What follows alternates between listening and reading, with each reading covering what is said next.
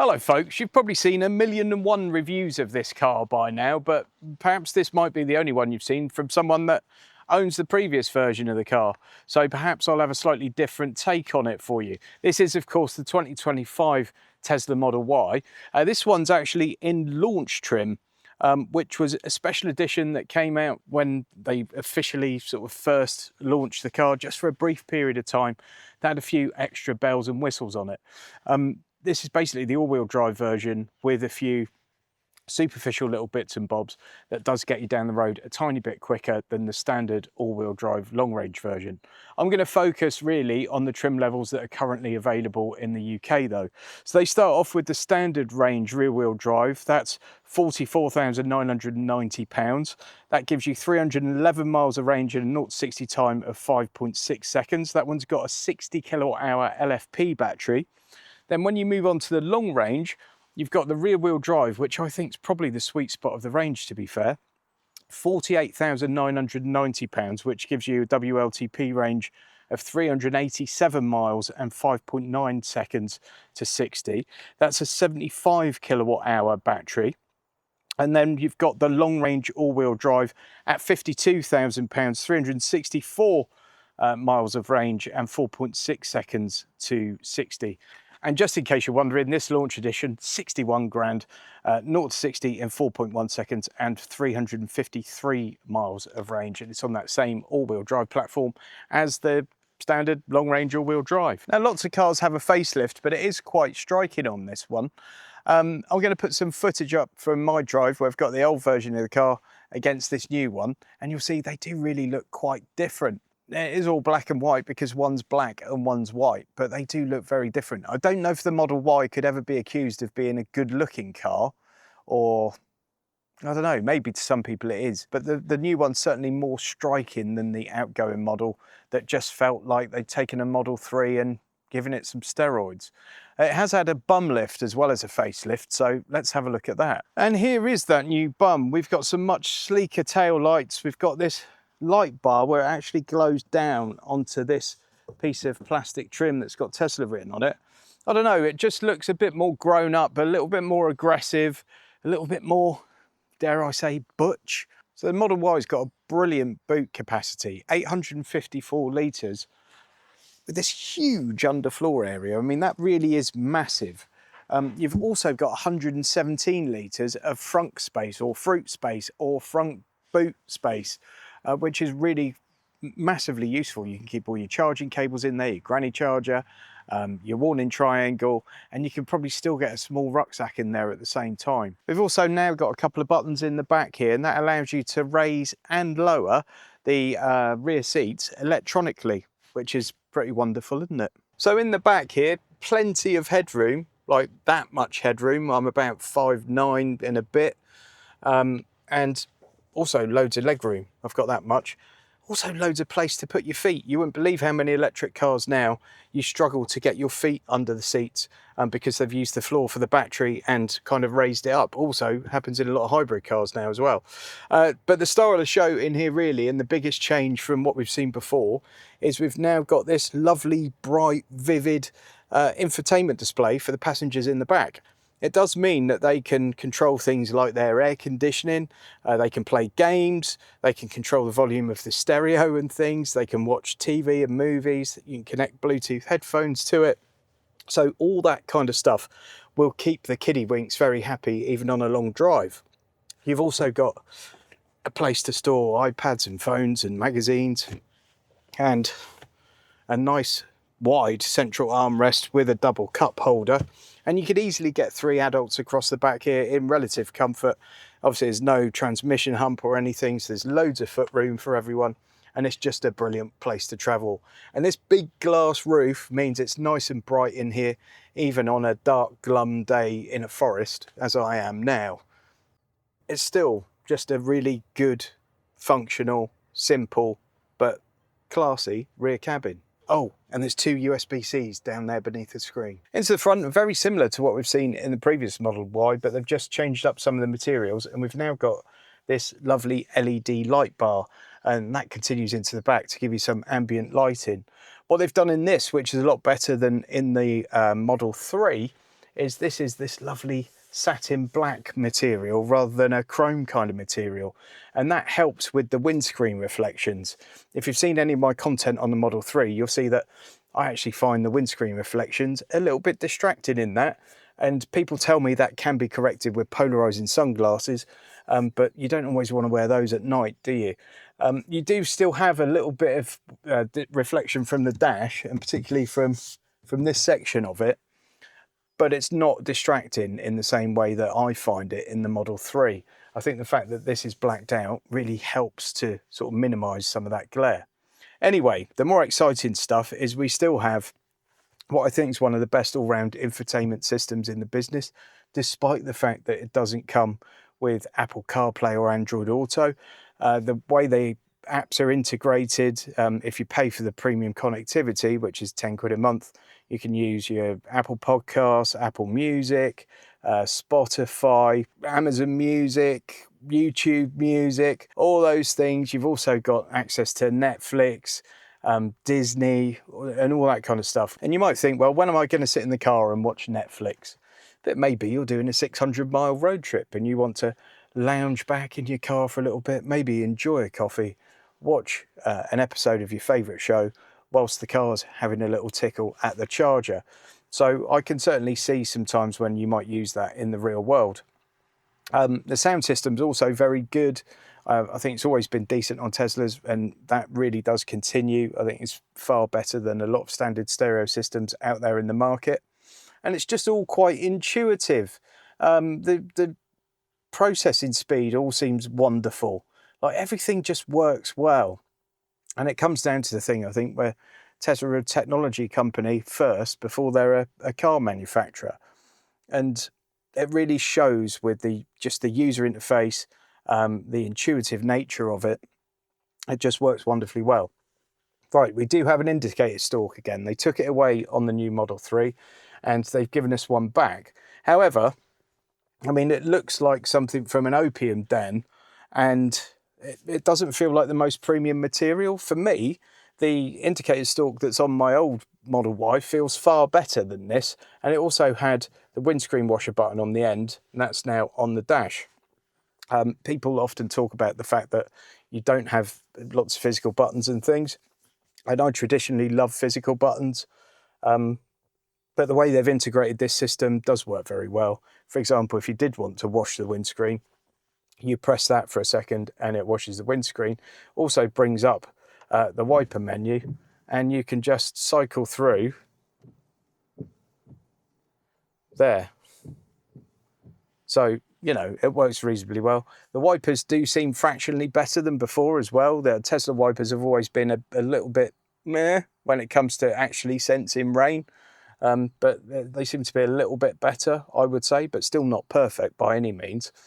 But all in all, it's just a nice cabin. The build quality's fantastic. The material choice feels good. There's nothing particularly flash going on, but it all feels absolutely solid. And you've got your double charging pad here for your phones. One of the things people often say to me that have never driven a Tesla before is that I couldn't cope with not having a speedo in front of me. And in reality, it's there when you're driving, like there. So instead of looking there, you look there. And people say you have to, it's just a flick of the eyeball. That's all it is. It would be nice if they had a head-up display as an option, though, because, you know, for some people that clearly is an issue, and that would resolve that issue. But they don't like to do options, do they, at Tesla? Despite the fact they've given us back an indicator stalk, they still haven't given us a gear selector or drive selector stalk as we had on the previous Model Y. So that is now screen-based, or up there you've also got buttons if you choose to use them. I've had the new Model 3 for quite a while now, and I must admit, going on the screen is just no big deal whatsoever. So I think people will find that less jarring than the whole indicator thing.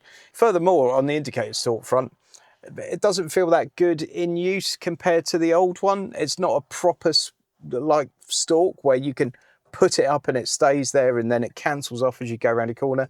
It is just a switch, and it will self-cancel and everything, but I don't know, I always prefer an indicator stalk where you actually physically move it and it works that way. I think they've solved a problem there that never existed, and then they've come back with a solution that wasn't as good as the first thing that was a problem. Does that make any sense? The seats are very comfortable. Feels like there's been a slight redesign in the seats, but they feel very comfortable. And generally, I think they've taken what was already a really good interior and improved it in one or two areas, and then given us a couple of things that are solving problems that didn't exist. But generally, all very, very good. Okay, so we're on the road, and I'm starting off on a forest track, which is all very bumpy. Just to give the suspension a little bit of a test. There's a big divot here. It's really very smooth. There's some really harsh stuff just here. No, it copes with that absolutely fine. I think in general, when we talk about the handling in this car, because it's one of the things that will come up, because it's one of the things a lot of people had a problem with in the original car, it just feels a bit less skittish. It's still like we're on a fairly firm bit of road here, and it still feels, I would say, on the firmer side, but it doesn't feel as firm as it did in the previous model. And you're not quite as busy on the wheel making sort of micro adjustments. It feels a bit more sure-footed and a bit more planted, I think it's fair to say. I don't feel like it's some night and day difference, but it feels better. It feels a bit more sorted. As for the performance of the car, you know, the acceleration in this particular model is insane, really. 4.1 seconds to 60 in a car like this is probably unnecessary, but it's good fun. And if you want to quickly nip away from a roundabout or a junction or something, it's more than capable. And if you need to overtake somewhere, you know, you've certainly got enough power to get you down the road fairly quickly. This one, being the launch edition, also comes with a tow hitch, which is interesting. I've never thought of towing with a Tesla. I'll put the towing capacity on the screen for you, because I must admit I've completely forgotten it. And you can do very long journeys in these cars without a great deal of fatigue. I did a long journey in it just yesterday, and it was just great. It soaked it up. I didn't have any driving fatigue at the end of it. And the bit of fatigue perhaps I did have was that because I was in London for a bit of it, and driving on the outskirts of London even makes me incredibly sad. But generally speaking, you won't get out one of these with an aching back and you can't move your foot because your ankle's all cramped up. And, you know, they are nice things to take on a long journey. There's decent sound insulation. I feel like that's improved a little bit, so there's not quite so much outside noise coming through, although it's never a huge problem on the previous incarnation of the vehicle. But generally speaking, they've just taken what was already a very, very good car and made it a bit better to drive in just about every respect. But the key thing for me with these Teslas is the efficiency. They're so incredibly efficient, which means you don't have to have the biggest battery in the world. Now, there are cars out there with a lower WLTP range than this that have a 20% bigger battery. And that battery saving gives you a financial saving, not only in purchasing the vehicle, because you've purchased a smaller battery, but actually in the running costs as well. And if you can charge from home, the running costs you shouldn't really even consider, because if you can go onto an overnight tariff, it's going to cost you the square root of bugger all to run the thing. But if you're regularly doing longer journeys, if you're regularly using public chargers, those savings really can make a difference. And really, there's savings like that and maintenance and one or two other bits and bobs that you should be factoring in when you look at the purchase price of a car. The running costs every year are a huge factor in the overall cost of the vehicle. So don't discredit this kind of stuff, even if you think, well, it doesn't really affect me because I pay like £4 every time I charge it at home. It all adds up, folks. Another little thing, folks, is that screen in the back, that rear infotainment screen. A lot of people will think it's a bit of a gimmick or something, or, oh yeah, that's quite nice. If you're doing a long road trip with kids, having that in the back could be a godsend, because it may stop World War III from erupting, but also it allows them to change their own aircon. One thing I find in our previous generation Model Y is that the front passengers will be at a really nice temperature, and the ones in the back are either freezing or roasting. And it doesn't seem to carry across too well into the back. So having sort of dual zone aircon controls that they can actually deal with themselves is wonderful. Like not having the kids moaning that they're too hot or too cold while you're at the perfect temperature in the front, and then having to make yourself too hot or too cold to accommodate them gets old on a long road trip, I can tell you. But I am, of course, a miserable father. And being able to do some of those longer journeys or staycations and not having to have all your luggage in the car with you because the boot's full, and not having to faff around putting a roof box on or anything like that, it really does all make a difference to your quality of life. These are things people discount, and they often will just look at the boot and they think, oh yeah, that's a good sized boot. They don't look at the underfloor space and how much you can actually get in there in the real world. They don't look at the front space and how much you can get in there in the real world. And I don't know, these little things like traveling in the back and not having 3 rucksacks on top of you or something, it just makes the long journeys much more bearable. And I think it's one of the reasons why the Model Y has been so successful. I mean, it's one of the biggest selling cars on earth, has been one of the biggest selling cars on earth anyway, before, you know, things happened. And that was for a reason. It's not because of like fanboyism or something. It's because it was bloody good value for money and actually solved a lot of problems that did exist. And whilst with this new indicator stalk and going into drive and reverse on here solved a problem that didn't exist, it's still just a fantastically good car that they've improved on. When the last generation of Model 3 was replaced with the current generation, I felt the difference was huge. I thought the current generation at the time of Model 3 was already fantastic and it was nigh on a perfect electric car. But it just had a few little things that needed to be slightly smoothed out. And they did it. They really delivered. I think the Model 3 Highland addressed so many of those issues. It gave people a few new things to moan about, perhaps. But as a car, it's just a brilliant thing. And I think they've taken those same principles with this Model Y, the Juniper. They've taken a car that was already very good, but had a few flaws, and they've just smoothed out those flaws. I still don't think it's perfect, but it's much closer to perfect than the last version of the car. Certainly the way the suspension is, it's much easier to live with, and there are just some really nice little touches here and there that give you a better all-round feeling when you're driving the car regularly. Does it make me dislike my Model Y any more than I did before I had this? Probably not. I still think it's a really good car. This one is just a little bit nicer to drive. It's just a little bit more finished off, I guess. And does it feel like an upgrade rather than just a facelift? Yeah, it does actually. It does. I don't think it's quite as striking as perhaps it was with the Model 3, but it certainly feels like they've got the car absolutely sorted. And if you do want to get one, you'll find my Tesla referral link in the video description, along with links for some of my channel members. Usually using one of those will get you some money off the car or get you some free supercharging or something wonderful. And of course, there's a link to Lease Loco. If you click on that, you'll find all the latest lease prices available on the Tesla Model Y at the time you click.